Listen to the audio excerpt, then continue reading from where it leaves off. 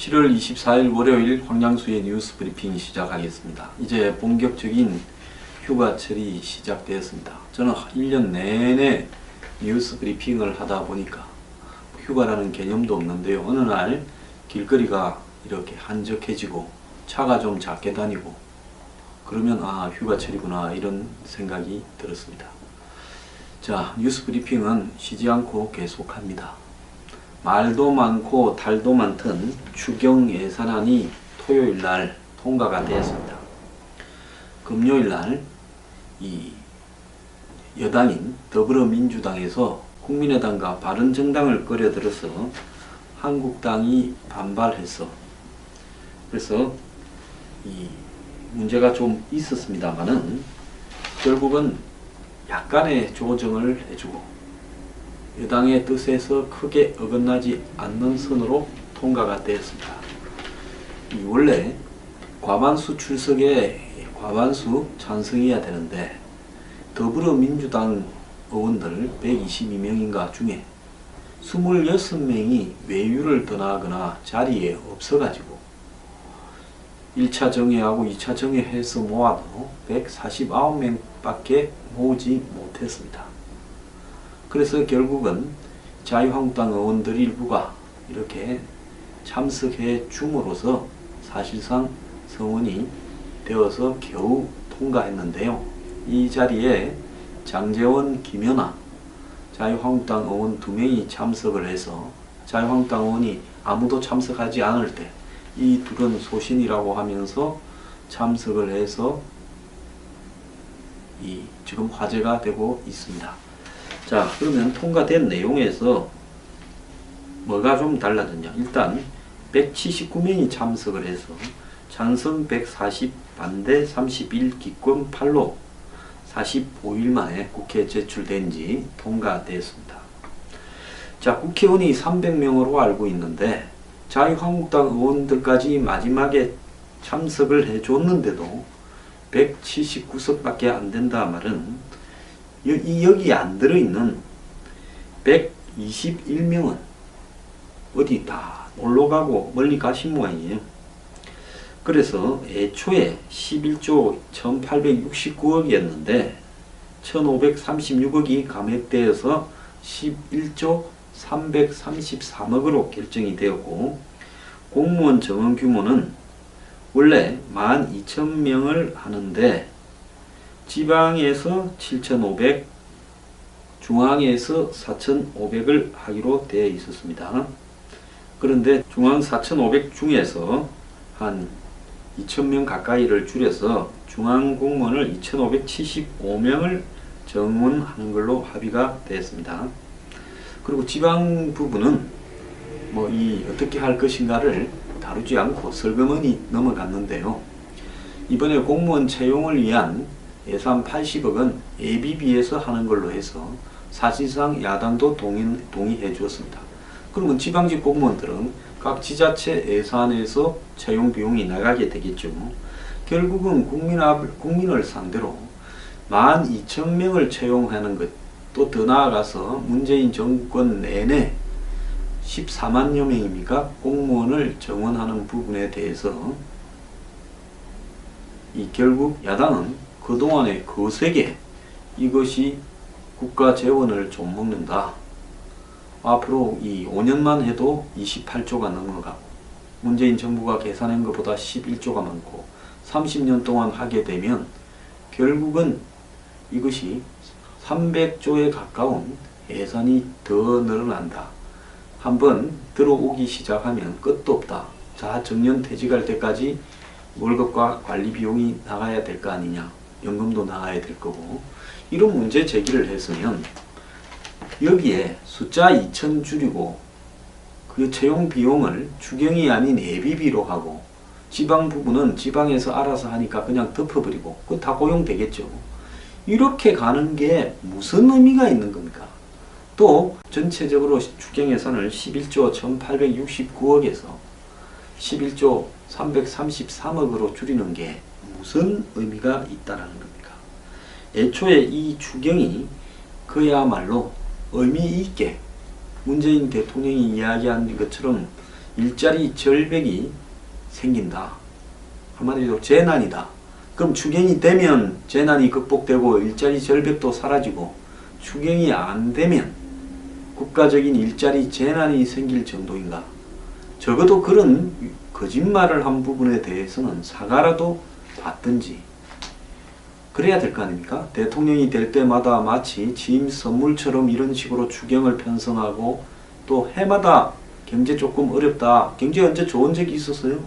핑계대어서 추경을 편성해서 선물 주듯이 곳곳에 뿌리는 이런 형태에 대해서 제대로 한번 국민에게 무엇 때문에 야당이 싸우는가라는 부분을 알리지도 못하고 싱겁게 싸움이 끝나버렸습니다. 요즘은 이런 문제에 있어서 마치 당론을 떠나서 크로스 보팅, 즉 여당이 하는 일이라도 그렇게 내 소신이 또 국민을 위해서 옳다 하면 이 당이 당략적인 정략적 판단이 아니라 당에서 욕을 먹는 한이 있더라도 참석을 해서 한 표를 던져야 되겠다. 이게 굉장히 멋진 것처럼 착각하는 사람이 늘어나고 있습니다. 솔직히 문재인 정부의 추경은 그야말로 이거 추경해봤자 은발에 오줌 누기도 안 되는 돈을 곳곳에 일자리라는 명분하에 던져서 한마디로 돈 낭비하는 데 불과하다고 저는 보고 있습니다. 저는 추경이라는 제도를 아예 없애버려야 된다라고 생각을 하는 사람입니다. 박근혜 정부에서부터 경제가 좀 어렵다 하면 역대 최대 규모의 추경이다 어쩐다 하면서 툭 하면 추경을 편성하는데요. 추경이라는 것은 정기국회 예산처럼 정부 부처를 하나하나씩을 통해 가지고 엄정하게 검증이 되고 책임질 수 있는 사람이 이렇게 확인되는 하에서 올라오는 예산도 아니고, 그야말로 정치적인 의지에 따라서 적당히 지시를 내리면 순식간에 후다닥 이렇게 만들어 올려서 그걸 쫙 이렇게 풀면 곳곳에 흩어져서 아무런 정말 돈이 어디로 가버렸나 흔적도 찾기 어려운 그런 류의 예산입니다. 그래서 지금 당장에 그렇게 급한 용도가 생겼다면 그것은 예비비에서 처리하는 게 맞고, 정치적으로 정부 여당이 중심이 되어서 추경을 편성하는 문제는 저는 하지 말도록 못하도록 해야 된다라는 생각입니다. 야당은 문재인 정부가 하는 추경의 본질을 까발리지도 못했고, 그렇다고 추경 중에서 허울뿐인 일자리 대책 관련 예산들을 제대로 삭감을 하지도 못했고, 더 나아가서 추경을 통해서 야당이 뭔가 정치적으로 보여준다라는 모습을 보이지도 못하면서 결국은 내부 반란자들만 나오는 꼴이 되어버렸습니다. 여기에 아무 생각 없이 처음부터 가담을 한 바른정당 같은 경우에는 솔직히 보수 야당임을 포기하고요, 그냥 더불어민주당과 합당을 하는 것이 좋다고 봅니다. 바른정당은 무엇 때문에 존재하는지 저는 이해를 하지 못하겠습니다. 경제 정의를 주장해왔던 바른정당이라면 경제 정의의 관점에서 보더라도 추경이 옳지 않다라는 거, 그야말로 곳곳에 선심성 나눠먹기 예산이 다 이렇게 자리 잡고 있다는 것을 몰랐느냐. 한번 그 내용만 보면 다 압니다. 지난번에 100대 과제 발표하고 지난주 추경 통과할 때까지만 해도 정세 이야기를 하지 않았습니다. 정부 여당은.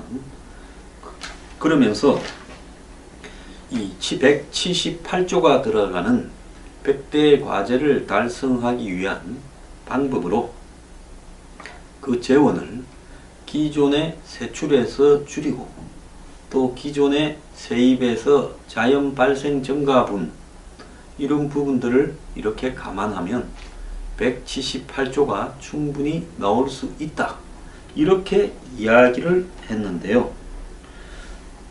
그런데 토요일날 추경이 통과되기 직전에 금요일날 오후에 법인세와 소득세의 최고 세율 관련해서 문재인 대통령이 기재부에서 충분히 반영을 해서 방안을 마련해달라고 이야기를 했습니다. 목요일날 있었던 당 정청이 참가한 국가재정전략회의에서 추미애 대표가 제안한 부자 정세를 수용하겠다라고 한 것으로 보입니다. 자, 부자 정세. 우리가 이 세상에는 부자가 아닌 사람보다 부자가 훨씬 작죠. 그래서 극소수의 부자들을 대상으로 정세를 하겠다라고 하는 추미애 대표의 제안을 문재인 대통령이 받는 식으로 발표했습니다. 이 제안조차도 문 밑에서 다 짠 거겠죠. 자, 매출이 2천억이 넘는 기업에 한해서 현행 지금 법인 세율이 22%인데 25%로 3% 올립니다. 그리고 소득세율도 5억이 넘는, 과표 5억이 넘는 소득을 올리는 사람에 대해 현행 40%에서 42%로 인상한다. 이것이 주요 내용입니다. 원래 작년까지만 해도 38%였는데 올해 이 5개 이 소득세 과표 구간에서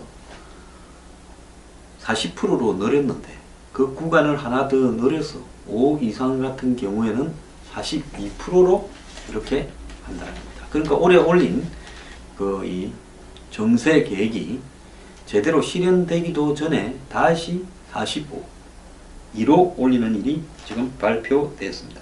우리나라에서 그 매출이 아닙니다. 과세 표준, 과표로 2천억 이상 초대 기업이 116개가 있다고 하고요. 그 다음에 우리나라에서 5억 이상의 초고소득자는 0.08%인 4만 명 정도 된다고 이야기를 하고 있습니다.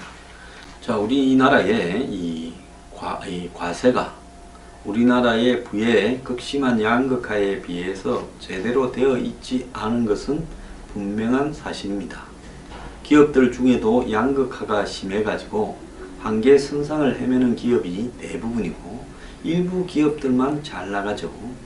또 이 세금에 있어서 요리조리 빠져나가는 상류층들이 대부분이고 일부 고소득자만 사실 세금에 노출되어 있는 것도 사실입니다. 그래서 소득세를 가지고 매겼을 때 임대료나 부동산 또 각종 자본소득 등을 이렇게 공개되지 않은 형태로 해서 세금을 회피하는 사람이 굉장히 많고요. 여기 초고소득자 5만 명은 사실상으로 세원이 그대로 노출되는 그런 사람들이라고만 볼 수 있습니다. 그래서 이렇게 대기업과 초고소득자에 대해서 정세를 해서 얻게 되는 이 세금 증가 효과가 3조 8천억쯤 된다고 합니다.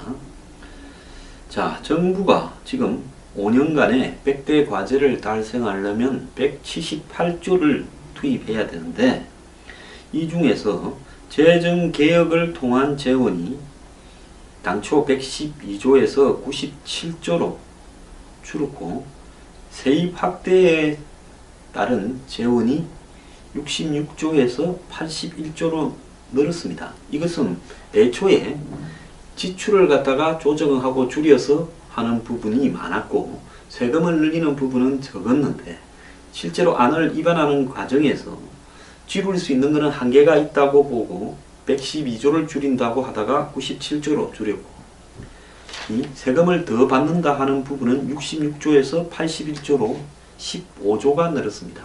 그러면 이 15조를 5년으로 나누면 연간 3조 이상을 더 걷어야 된다. 그래서 연간 3조 이상을 누구한테 받는가라고 했을 때 과표 2천억 이상의 기업과 또 더 나아가서 이 연 5억 이상의 과표를 소득세 과표를 버는 개인에게 이렇게 한마디로 거두겠다라고 결정을 한 겁니다. 그러면 3조 8천억 중에서 2천억 이상의 순이익을 얻는 그런 슈퍼 대기업들 중에 이들이 내야 될 돈이 얼마일까요? 2017년에 이들이 지금 예상되는 수입이 작년보다 많이 늘어서 14조 한 800억 정도 버는데 세율을 22에서 25%로 올리게 되면 세금 전가액이 1조 7,800억 정도가 되어서 1조 7,800억이 더 늘어난다는 겁니다. 그래서 합쳐서 15조 8,600억 정도를 내게 된다는 거고, 그러면 나머지 2조 정도는 누가 또 낸다는 거냐? 그것은 4만 명 이상의 과표 5억 이상 소득세를 내는 사람들이 내야 될 부분이라고 봅니다. 자, 정부가 1년에 3조 8천억을 더 증액시키겠다. 그것은 자기들이 써야 되겠다라는 이 100대 과제의 목표를 달성하기 위한 거다. 그래서 정세 없는 복지 없다라고 하는 부분을 이렇게 실현시키겠다고 나왔는데, 왜 하필이면 이렇게 슈퍼리치들한테서 더 받아내는 방법을 택했을까? 그렇다고 3조 8천억이라 하면 많은 돈이지만은 기왕에 조세 개혁을 하겠다면 슈퍼리치들한테 3조 8천억을 더 그다 내는 것뿐만 아니라 슈퍼리치들 뿐만 아니라 이 우리 사회의 다수가 세금을 제대로 내지 않고 있는 부분을 근본적으로 바로잡는, 즉 소득 있는 곳에 세금 있다를 실현해야 되는 것 아니냐라는 겁니다. 자, 조세 저항이 큰 면세자들 그리고 종교인 과세 등에는 매우 소극적이다라는 비판도 나오면서 재벌하고 고소득층만 타깃으로 하느냐, 보수 언론이 그렇게 말을 하고 있는데요. 이 말도 사실은 틀린 부분입니다. 우리나라에 세금을 제대로 내지 않는 국민들이 보편적으로 너무 많다라는 거고요. 물론 자영업자들이 어려워서 세금을 못 냅니다만은 솔직히 세금을 내는 국민이 많지 않습니다. 근로소득세 면제자가 전체 국민 중에서 46.5%, 절반에 가까운 국민들이 근로소득세를 내지 않습니다. 법인세를 안 내는 기업이 전체 중에 47.3%입니다. 그러니까 근로소득세를 안 내는 개인이 46.5, 법인세를 안 내는 기업이 47.3이면 기업이나 개인의 절반쯤이 세금을 아예 한 푼도 안 낸다는 걸 이야기를 하는 겁니다. 저는요, 적게 벌어도 최저임금을 받아도 세금을 내고, 세금을 조금이라도 내고 상징적으로 그 세금을 낸 데서 자신이 정부에 의해서 이 최저임금 일부를 보존받는 이런 방식으로 가야 된다고 봅니다. 그래서 아예 마이너스인 사람도 100원을 내든 10원을 내든 세금을 다 내게 해야 된다는 거고, 그런 다음에 거기에 대한 어떤 정부의 지원이나 보조가 필요하다면 그것도 내야 되는 거 아닌가, 이렇게 생각을 하고요. 세계가 다 법인세를 내리는데 한국이 25%라면 OECD 평균을 넘는다라는 일부 재벌 편을 드는 언론의 보도도 사실 틀린 부분은 있습니다. 실효세율을 한번 보십시오. 한국의 대기업들의 실효세율, 즉 비과세, 관면, 면세를 다 제외하고 나면 실질적으로는 17%도 안 내고 있다라는 이야기가 많습니다. 그렇다면 22에서 25로 몇 대기업들만 탁 찍어서 이 사람들한테 받아야 되겠다 하기 전에 실질적으로 이들이 받고 있는 비과세 관면 부분을 이것이 과연 해줘야 되는가, 그걸 사실 취소하고 없애는 게 더 낫지 않은가 하는 생각입니다. 우리나라에 과표 2천억, 순이 2천억 이상을 내는 기업은, 여기에 적용될 기업은 116곳이고 정부는 세수 증가가 2조 7천억이라고 보고 있습니다. 일부 언론은 1조 8천억 정도라고 보고 있는데요. 누가 맞는지는 앞으로 그다 봐야 할 건데 어쨌든 1조 정도의 갭이 있습니다. 그래서 정부는 기업에서 2조 7천억을 더 거두고 초부자 개인에게서 4만 명인데 1조 800억을 더 거두겠다. 그러면 합쳐서 3조 7,800억 정도가 될 거다라고 예상하고 있습니다. 자, 마지막으로 제가 이 여기에 대해서 드리고 싶은 이야기는요, 이런 계획에서 실질적으로 116개의 기업과 4만 명의 개인을 대상으로 3조 8천억을 더 거두어 들이는데, 사실 우리나라의 세금 구조의 가장 큰 문제는 임대나 이런 어떤 부분에서 세금을 제대로 내지 않는 사람, 특히 부동산을 갖다가 사고 파는 과정에서도 세금을 제대로 내지 않는 사람, 이런 사람들이 너무 많다라는 겁니다. 그리고 상속세나 증여세에 대해서도 너무나 구멍이 많아서 다들 빠져나간다는 겁니다. 그러면 빠져나가는 고기들을 먼저 잡아야지, 그물에 가다 넣은 데서 빠져나가는, 또 그물 크기를 더 늘려서 더 잡겠다고 하는 것이 옳은가? 그런데 왜 이런 일을 하는가? 자, 이 정권은 2천억 이상의 순이익을 버는 기업과 그리고 5억 이상 버는 대기업에 대해서, 즉 0.0 몇 프로에 대해서 팔을 긋고 두드리고 있다. 그러니까 나머지 99.99%는 우리가 당신들 편이라는 것을 알아라 하는 일종의 쇼가 아닌가라는 생각도 듭니다. 추경과 정세에 대해서 좀 한심해서 이야기를 해봤습니다.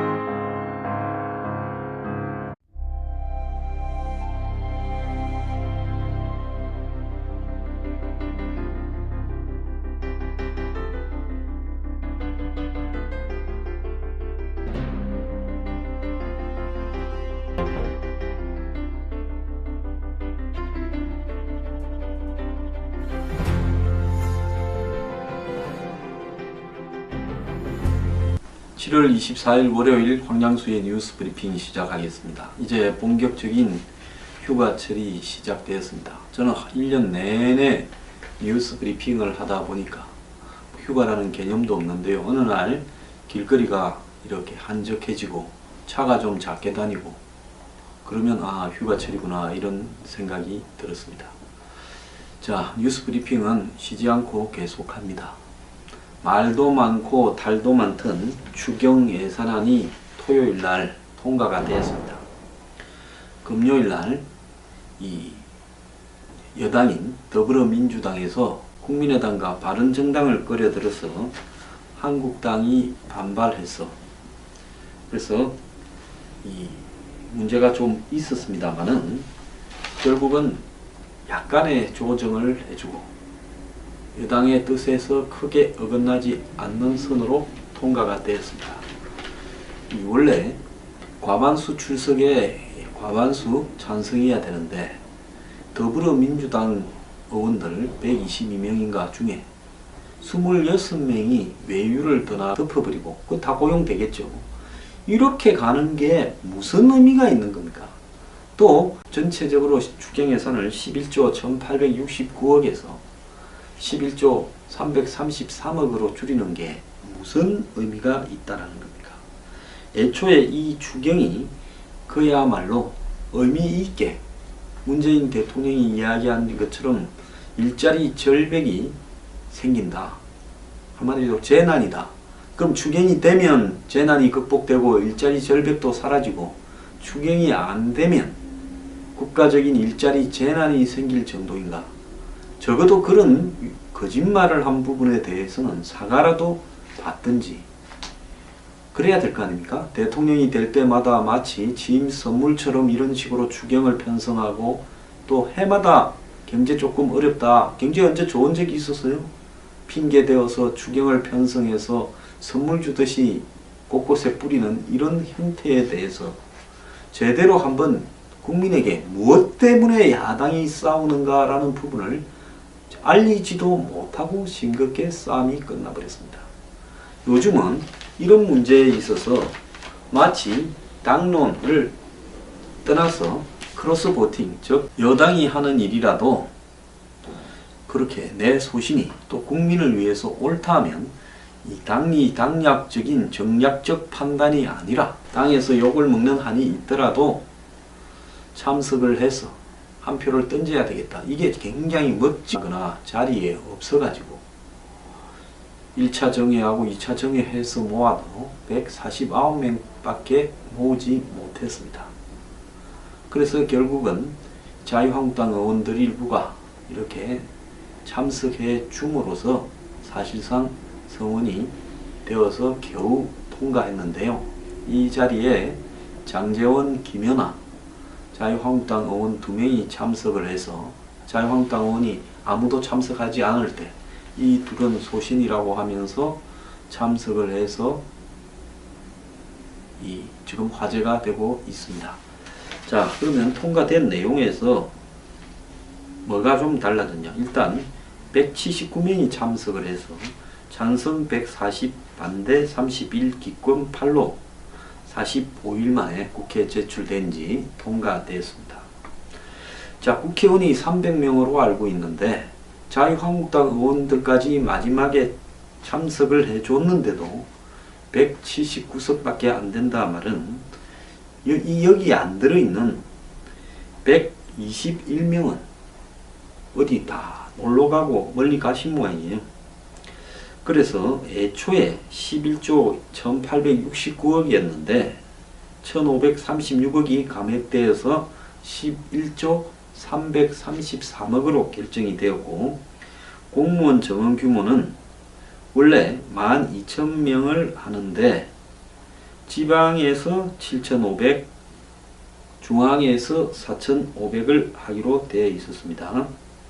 그런데 중앙 4,500 중에서 한 2,000명 가까이를 줄여서 중앙 공무원을 2,575명을 정원하는 걸로 합의가 되었습니다. 그리고 지방 부분은 어떻게 할 것인가를 다루지 않고 설거머니 넘어갔는데요. 이번에 공무원 채용을 위한 예산 80억은 예비비에서 하는 걸로 해서 사실상 야당도 동의해 주었습니다. 그러면 지방직 공무원들은 각 지자체 예산에서 채용 비용이 나가게 되겠죠. 결국은 국민을 상대로 12,000명을 채용하는 것, 또 더 나아가서 문재인 정권 내내 14만여 명입니까? 공무원을 정원하는 부분에 대해서 결국 야당은 그동안의 거세게 이것이 국가 재원을 좀 먹는다. 앞으로 5년만 해도 28조가 넘어가고 문재인 정부가 계산한 것보다 11조가 많고 30년 동안 하게 되면 결국은 이것이 300조에 가까운 예산이 더 늘어난다. 한번 들어오기 시작하면 끝도 없다. 자, 정년 퇴직할 때까지 월급과 관리 비용이 나가야 될 거 아니냐. 연금도 나가야 될 거고. 이런 문제 제기를 했으면 여기에 숫자 2,000 줄이고 그 채용 비용을 추경이 아닌 예비비로 하고 지방 부분은 지방에서 알아서 하니까 그냥 인 것처럼 착각하는 사람이 늘어나고 있습니다. 솔직히 문재인 정부의 추경은 그야말로 이거 추경해봤자 은발에 오줌 누기도 안 되는 돈을 곳곳에 일자리라는 명분하에 던져서 한마디로 돈 낭비하는 데 불과하다고 저는 보고 있습니다. 저는 추경이라는 제도를 아예 없애버려야 된다라고 생각을 하는 사람입니다.